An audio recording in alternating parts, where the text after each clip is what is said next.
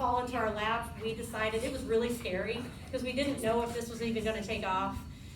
It was a big chance we were taking. We could have taken the easy road, if you wanna call it that, and gone with another restaurant concept that was already established, like Cracker Barrel or Logan's Roadhouse or any of those. But we decided to do this. We decided to take the chance. We jumped at it and took off with it, and the next thing that we had to do was find a place to build a store. So we were dealing with real estate people. We actually went to, we came here, we decided on Birmingham, Alabama, and at that point I had lived in Baton Rouge, Louisiana. We moved in with my parents with 2 kids, and we lived there for 9 months. That was a little crazy, it was a little cramped, but they have a big enough house for us to all hang out in. And then after that, we decided on Birmingham and downtown. My husband had to go out and actually find a place to start our store. We got the one under construction there. That was 2007. January of 2007 is when we broke ground down at UAB. I think some of you probably already know where that is. And we started construction in August. We actually moved to Helena in May of 2007. And then our first store, this is another God moment I say, it's kind of gives me goosebumps still. I stayed at home for 7 years. I kind of got out of the field for a while. I needed to, I just needed to so I could have family life. It meant a lot to me. That was what I wanted to do. So my first day back to work was actually, both my kids, my son, they're 18 months apart. My daughter started first grade here in Helena, and my son started kindergarten. That happened to be the first day that we opened our store at Nuke so I could go back to work. That was our opening day. It was August 7th of 2007. It's giving me goosebumps right now. But things happen for a reason in your life. I truly believe that, and God's got a plan. And that was one of those things. That closed door that we had that was shut with Chili's actually opened something better. So sometimes when you fail at things, it actually makes you, there's something else that's greater that's out there that you may not even know about until you have that bad thing happen. So I truly believe that. So anyway, we started, we had our first store. Well, 4 months later, we opened Mountain Brook, and that was crazy. So I had gone from staying at home with my kids to going to work and doing catering. I was the catering person. I was driving like crazy. I was fast. I drove fast everywhere I went because I had to be on time with my caterings. They had to be accurate, and I had to be friendly whenever I was there. That's how I grew our business downtown. And it's one of the top catering stores out of all 130. That store is usually in the top 5. So with catering, I mean, we've got a gold mine down there with UAB and all the hospitals. So that was a hard time too. It was fun and exciting, but there was also, I had 2 kids, and I didn't want to miss out on my kids growing up. And my parents had to come over and sacrifice. They sacrificed, we sacrificed. They helped me take care of my kids whenever I couldn't. My husband worked 7 days a week. I usually work 6. We really had to put a lot of hard work into it. So after that, 4 months later, we opened Mountain Brook. Mountain Brook was, it's one that we actually just closed. That's another hard thing. Sometimes in life you have to close things down and you have to swallow your pride, and it hurts and you lose money, but that's kind of part of the process too. We definitely learned from it. We've had several stores close down, but we've also grown. So that was 2007 when we started, and that was August, and in December we opened Mountain Brook, so there's 2 stores, and then the market fell out. The market went bad. We could not find a spot in Birmingham to open another store. People were holding on to their places. The rent went way up. We just couldn't find anything. So 2011 was our next store, and that was Vestavia. Vestavia Hills, actually, that store won Retail Business of the Year, and that was the same year that we won Franchisee of the Year, and we were sent to Washington, D.C. to do lobbying. My husband and I went and lobbied with the people there to help the restaurant industry as a whole. It was really a lot of fun. It was really interesting. I learned a lot from that. Then in 2000, this is when it gets crazy. In 2011, sometimes you're going to meet people that aren't nice people in your life, and that happened to us. One of our partners, the one that actually got us started in this, he was my dad's financial advisor, was embezzling money. It happens. You have to realize it's going to happen in life. And that was a really hard time. Felt like the weight of the world was because we knew he was stealing, but our other partner, who was a silent partner, did not know he was stealing.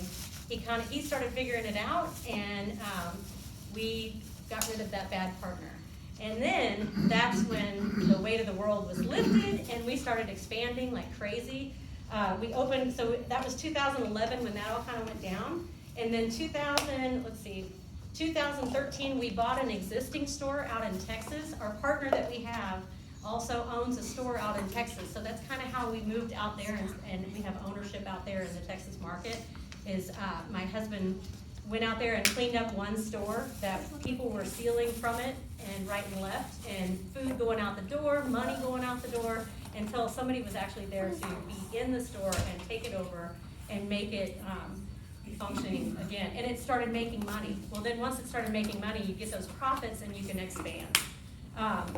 So the next thing we did, we bought the Arboretum store. We bought that one. It was an existing store. The way we knew that the people that were there that had that franchise were running it, we knew it was wrong.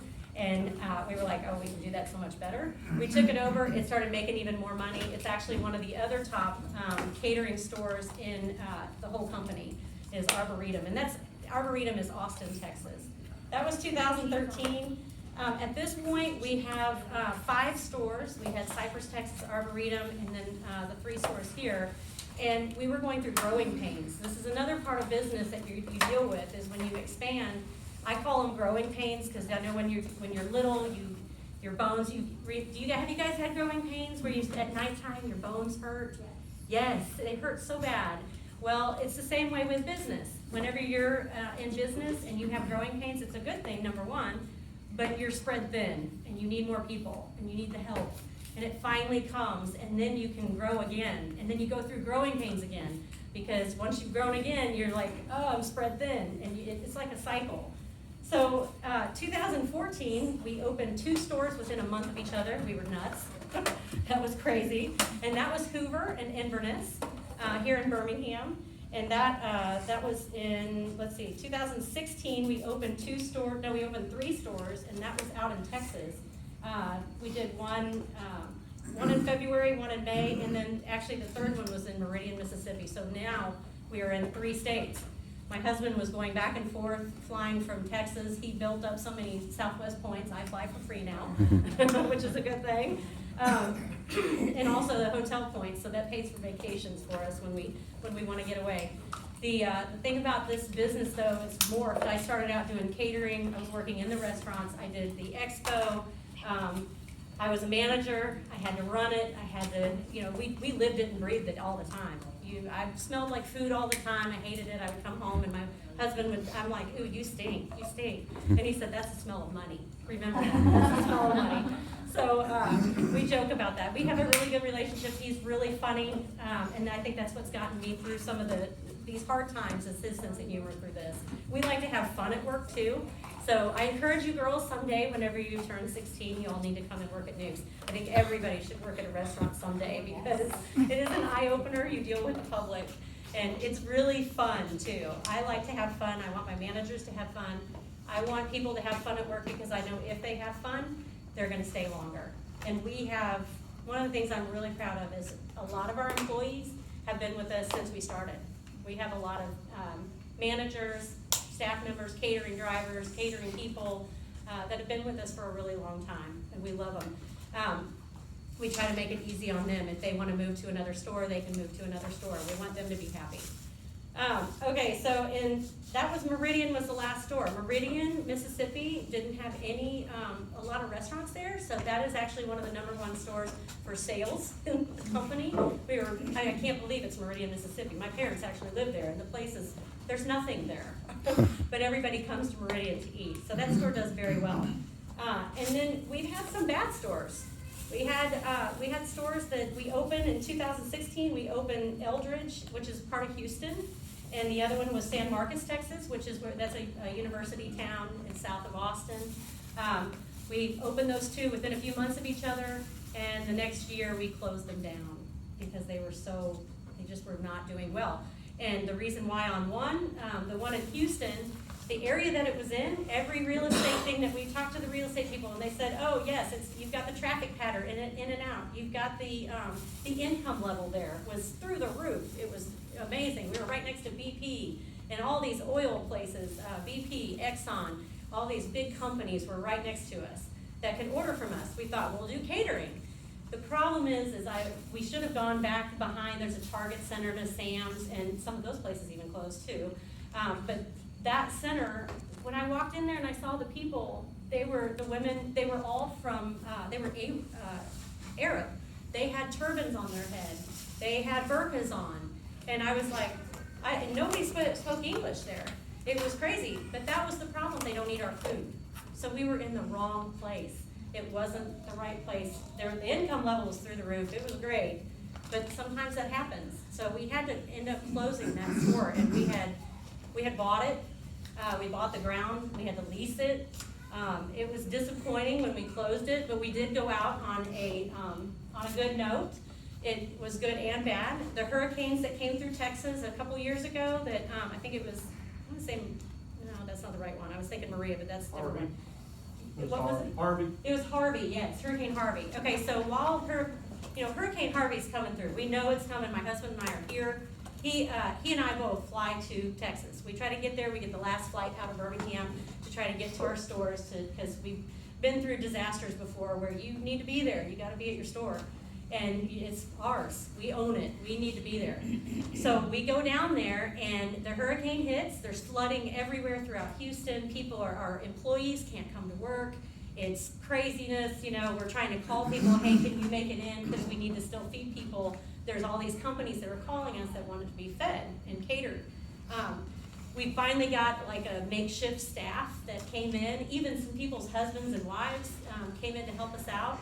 It was really one of those things that really brings out humanity in people because they come together and help.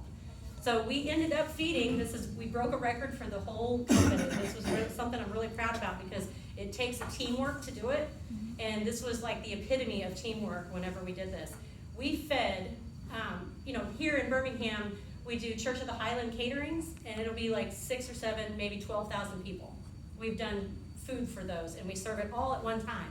That's really hard to do. It's difficult. Well, this one, Hurricane Harvey, when it came through, we had the the power company came through and contracted through us to feed all of their workers that went and started putting the lines back up, all the electrical lines, so people could have power. We fed the linemen.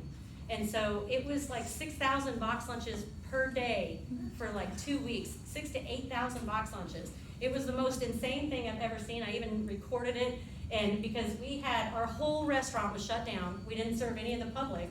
We just had people working in our whole restaurant. We had pallets of food, they had certain stipulations on their box lunches that they had to have. So there were pallets of food everywhere. Our walk-in was completely full. Our freezer was completely full, and we fed 8,000. It was 6,000 to 8,000 people per day for 2 weeks straight. And then we had to deliver the food ourselves. My husband and I didn't sleep for 3 days. It was kind of craziness, but we dedicated ourselves to this business. And that's one of the things you have to do. Sometimes you have to sacrifice and not get any sleep. So after it was said and done, we just bought 2 more stores. We actually built a store in downtown. In 2018, we opened up Austin, Texas downtown. It's right next to Google and Indeed and all these huge techie companies. And that was the one in 2018. In 2017, we closed 2 stores. That was San Marcos and Eldridge after being open for a year. And then last August, we bought 2 more stores. Last August, we bought Waco, Texas, and College Station. And those 2 stores, we flipped them. They were existing stores, and we're kind of like, we say that we're flipping them because the franchisee that had them let them run down, and they were bad. They were dirty, ripped booths, stuff like that. It just wasn't good. So we took them over, and now they're making money. They're doing well. Now, of course, back in November, we closed 2 stores. Like I said, it was really hard doing that. We didn't want to do it, but if those 2 stores were eating up our profits, and our profits, there's a balance that we have in our store. in our business. My husband has the triangle, or the three-legged stool. The three-legged stool, I'll have to see if I can remember it. It's people, profits, and quality. And people, profits, quality. And everything goes to the middle of that triangle. So it's really what I say is if you take, it's a three-legged stool, if you take one of those legs away, what's gonna happen? You're gonna fall over, right? It's not right, it's not balanced. So you're balancing yourself between those three things. You have to make a profit, but if you get too heavy on that side where you're just making a profit, you know what happens? You're probably not taking care of your customers the right way. It's out of balance. If say your quality goes down, like those stores that we're buying, that the quality went down. Well, they're not making a profit, and if the quality's bad, they're running all the customers off, and it's the people. The people are your customers and your people that are working for you, because those people that are working for you, they don't want to work for a place that's bad. They don't want to work a place that's dirty. So you run everybody off. So that's our three-legged motto or triangle that we my husband talks about that a lot at work to motivate everybody. You got to have the balance. If you don't have balance, it's not going to work. But we have right now $22 million in sales per year. And that is out of all 11 stores. Out of that 22 million, we have about 550 employees now, and throughout all 11 stores, and that's the salaries that we pay. We pay $5.5 million in salaries. It's a lot of money, and it sounds like large amounts, but I don't feel like it's large amounts. These are my family that I work with every day. They're good people. $6 million we pay in food, and that's food truck deliveries. We have our trucks come in and drop off food, and we have to pay those people. We have to pay, so you got your salaries, your food, and then your building, your leases, all that stuff. It does eat up your profits quite fast. But you still can make money at this, and it's a very rewarding industry, because one of the things that I like is I like to talk to people. I like to go out and find out what makes people tick and find out a little bit about them. And that was one of my gifts growing up, is I could talk to anybody. And my parents called me the social butterfly. And I always hated it whenever I was a kid, especially your age. I was like, oh. But I always had fun, and I was always smiling and had a good time. And I'm in the right industry now. I realize that. I was born for this. I enjoy cooking, and one of the things that's the most gratifying for me is I love to cook and then feed people really good food and when they taste it, they're like, wow, that's really good. I like that wow moment. I like that a lot. So, girls, I have to tell you, you guys have gifts that are beyond belief. God gave each and every one of you an individual gift that you have. And it may be, like mine is just being able to talk to somebody. I mean, you wouldn't think that could get you to somewhere where I am now, where I have all these restaurants and everything. It's, each one of you has a gift, and you will find it as you go along in life. And this is the start of it right here. This engineering thing that you guys did is just amazing. And for you to start this at this age it's still mind-blowing to me, totally mind-blowing. God has a plan. Just wanted to remind you of that, and I hope you soar. I really do, because this life is crazy. It's a roller coaster, and I know you guys are going to soar. You guys are fantastic, and way to go on this. So that's my story. Thanks for letting me share it.